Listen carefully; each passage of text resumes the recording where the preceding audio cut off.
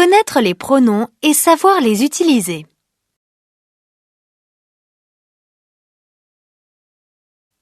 Les pronoms personnels sujets sont I, you, he, she, it, we, you, they.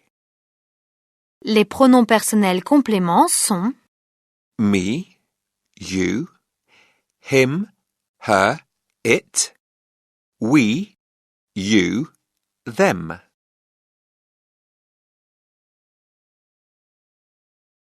les pronoms réfléchis singuliers sont Myself, yourself, himself, herself, itself. les pronoms réfléchis pluriels sont Ourselves, yourselves, themselves. pronoms réfléchis et réciproques. Le français utilise la même forme pour le sens réfléchi. Ils se sont regardés dans la glace, action sur soi-même, et pour le sens réciproque. Au moment où ils se sont croisés, ils se sont regardés. En anglais, pour le sens réfléchi, on utilise un pronom réfléchi. They are taking a picture of themselves. Ils prennent une photo d'eux. Pour le sens réciproque, on utilise l'un des deux pronoms réciproques, each other ou one another. They looked at each other. They looked at one another. Ils se regardèrent. Les verbes get up, shave, dress, wash, meet, fight, kiss, relax et quarrel se construisent sans pronom réfléchi ou réciproque, car le sens réfléchi ou réciproque est évident. He shaves every other day. Ils se rasent tous les 2 jours. They met in the park. Ils se sont rencontrés dans le parc. Les adjectifs possessifs sont My, your, his, possesseur masculin, her, possesseur féminin, its, possesseur neutre. our, your, their.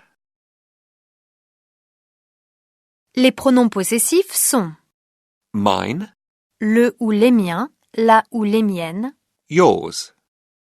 His, hers, its. Ours, yours, theirs. les pronoms réfléchis sont Myself, yourself, himself, herself, itself. Ourselves, yourselves, themselves. Notez bien que les adjectifs et les pronoms possessifs s'accordent uniquement avec le possesseur. He introduced me to his sister. He introduced me to his brother. Il m'a présenté à sa sœur. Il m'a présenté à son frère. She introduced me to her sister. She introduced me to her brother. Elle m'a présenté à sa sœur. Elle m'a présenté à son frère. Les démonstratifs this, these et that, those.